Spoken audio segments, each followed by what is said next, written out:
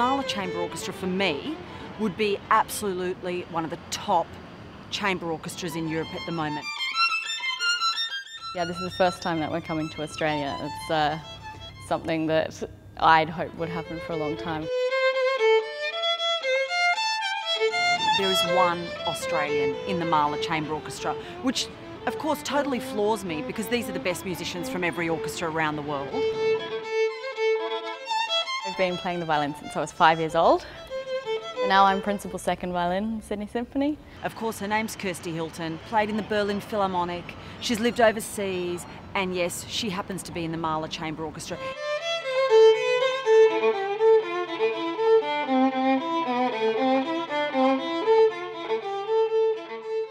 The orchestra's 15 years old now, Mahler Chamber, and I've been playing in it for about 12 years. They work about 200 days a year now, if you do everything. It's touring the whole time. We have actually someone that I'm really excited about, young conductor Daniel Harding.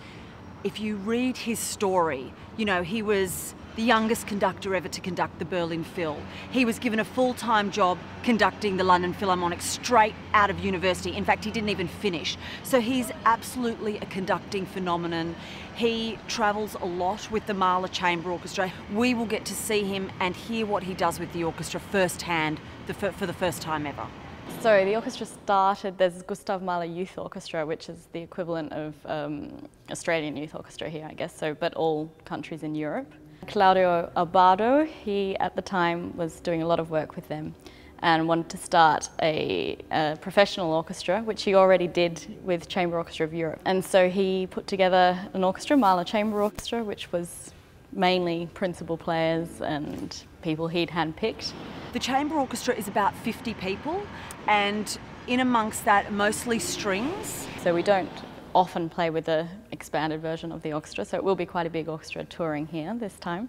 But often, yeah, things like Schumann, Beethoven, Mozart. But we do everything, actually. We do opera, we've done Wozzeck, we've done Lulu. We did a new opera now in the summer in Aix-en-Provence of George Benjamin's, written on skin. So it is very versatile, the orchestra. What we're going to be hearing with the Mahler Chamber Orchestra is a complete privilege because we have two of the best working soloists in Europe at the moment coming. The violin soloist on the first evening is Christian Tetzlaff.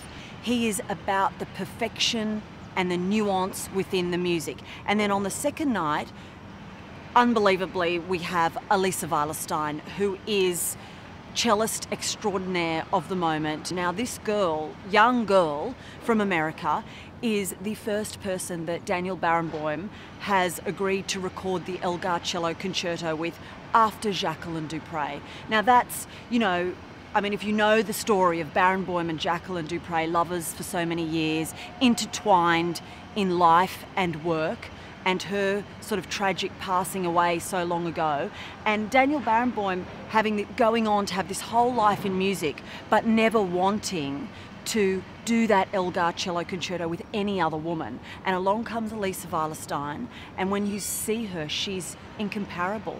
She pours energy into that cello. So she will be doing the Shostakovich Cello Concerto with us.